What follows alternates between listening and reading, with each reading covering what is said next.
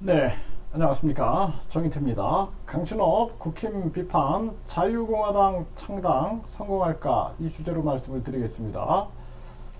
네, 강신업 이 변호사가 국힘 당대표에 출사표를 던졌다가 결국에는 서류에서 탈락했어요. 그래서 이제 분노하고 국힘을 탈당한다 이렇게 발언을 했는데요.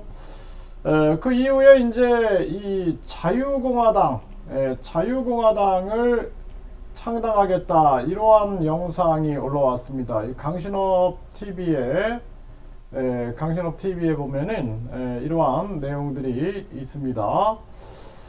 네, 그래서 이 강신업 TV를 보게 되면은 네, 자유공화당 국회로 갑니다라는 영상이 올라왔는데요. 한번 보겠습니다. 국민의 힘을 해체시켜야 됩니다. 그리고 새로운 당을 만들어야 됩니다. 제가 얘기했던 정당이 바로 자유공화당입니다. 국회로 갑니다. 물구나무를 서서라도 국회로 들어갈 것입니다. 그것이 당이 어떻고 다 상관없습니다. 국민의 선택을 받아가지고 국회로 들어갈 겁니다. 국민을 위한 정치를 할 것이다. 그러니까 국민의 힘, 이 썩어 빠진 정당, 이거를 완전히 제가 돌려낼 겁니다.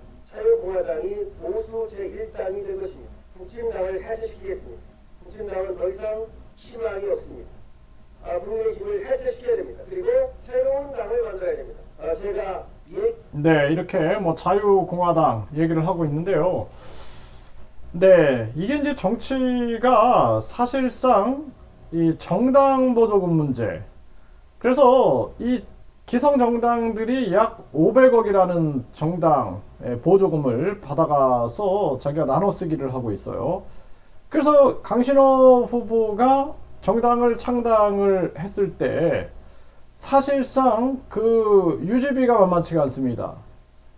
유지비가 만만치가 않아요.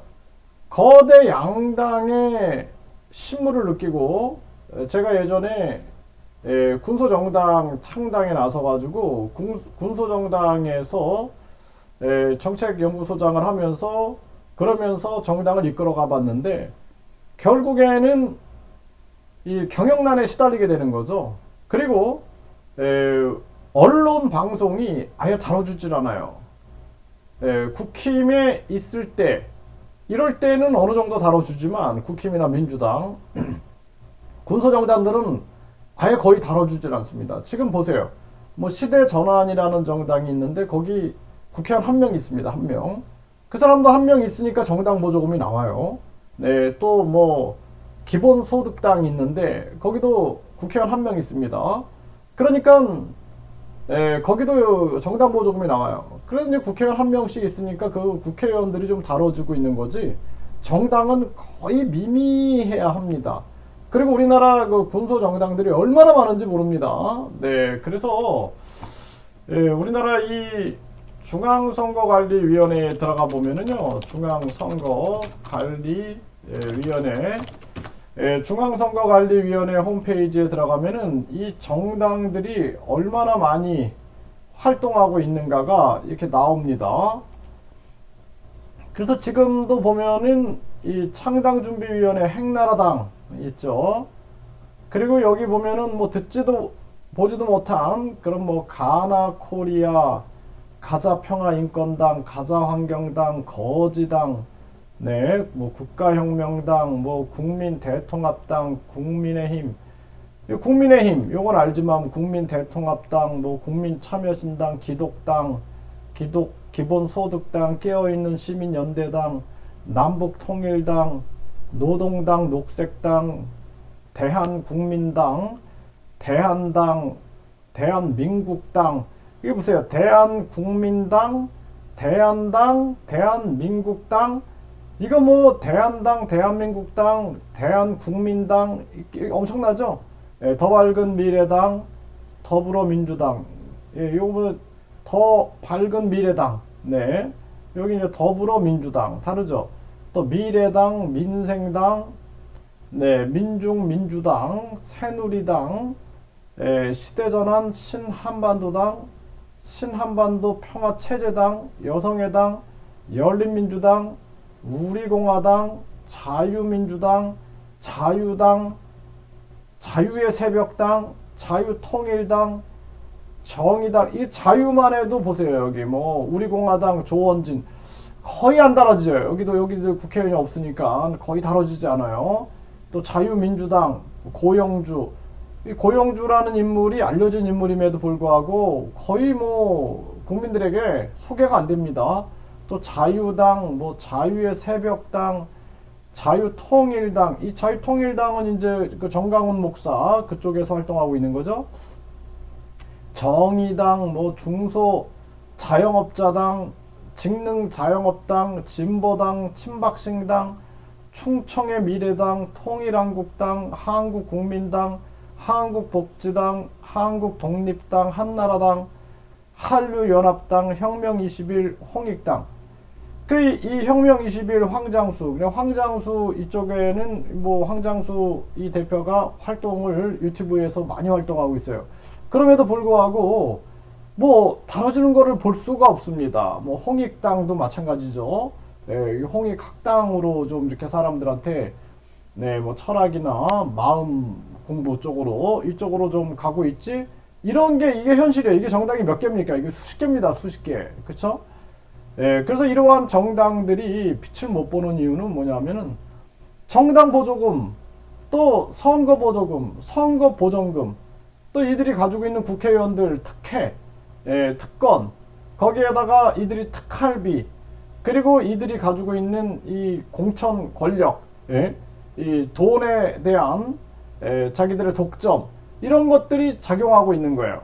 그래서 지금 뭐 강신업 이 후보가 강신업 전 후보가 국힘 비판하고 자유공화당 창당하겠다 이러한 부분들 얘기하는데 쉽진 않을 거다라는 거예요. 그리고 이 정당이 사실상 굉장한 조직이 있어야 됩니다. 조직이. 네, 조직이 있어야 돼요. 그 뭐 정강훈 목사의 자유통일당도 여기 나오는데 이 자유통일당도 국회의원이 없잖아요. 국회의원이 없어요. 그쵸? 국회의원도 없고 또 여기서 뭐 출마해가지고 미미하게 지지율이 나오고 있고 이러한 상황인데 이러한 부분들을 우리가 냉철하게 바라볼 필요가 있다. 이게 다 뭐냐면 기득권 언론과 기득권 정치 세력들이 용납하지 않는다라는 거예요. 용납하지 않는다. 그 정의당 같은 경우에도 사실상 뭐 국회의원 6명 있는데 정의당이 얼마나 이 노동단체들하고 해가지고 얼마나 강하게 움직였지만 미세한 세력을 가지고 있는 거죠. 이것이 정치 현실이다라는 거예요. 이게 결국에는 국민이 깨어나야 됩니다. 지금 뭐 국힘당 84만 명이 뭐 이 선거 인단에 참여한다, 뭐 책임당원 얘기를 하고 있는데, 그러면은 우리 국민들이 왜 깨어나지 못할까? 국민들이 계속 여당, 야당의 목을 메고 있는 거예요. 그래서 국민들이 스스로 깨어나가지고 프랑스처럼, 프랑스 대혁명처럼 완전히 기득권들을 뒤엎고 새로운 국민 주권 국가를 형성하지 않는 한 그 때가 온다라는 게 쉽지 않다. 저도 34년이라는 세월을 계속 그러한 시대를 꿈꿔왔는데 이게 쉽지 않구나. 그래서 지난 뭐 서울시장 선거 때, 대통령 선거 때 한 후보가 서민들을 위한 정책을 내세우고 그리고 혁명적 정책을 내세워가지고 적극적으로 지지를 하고 활동을 해봤는데 결국에는 기득권들의 위에서 내려 찍기에 결국에는 상처만 입는다라는 거예요. 지지자들 뿐만 아니라 또 그 뭐 당사자도 마찬가지겠고 그러한 일들이 반복된다라는 것입니다. 그래서 결국에는 제가 바라보고 있는 것은 민주당 그리고 국힘당의 분열이 반드시 온다. 이거는 그냥 정치 공학적인 거예요. 네, 대통령 선거 때는 한 명 뽑으니까 뭉치고 총선에는 300명 뽑으니까 흩어지는 겁니다. 흩어지는 거예요. 쪼개집니다.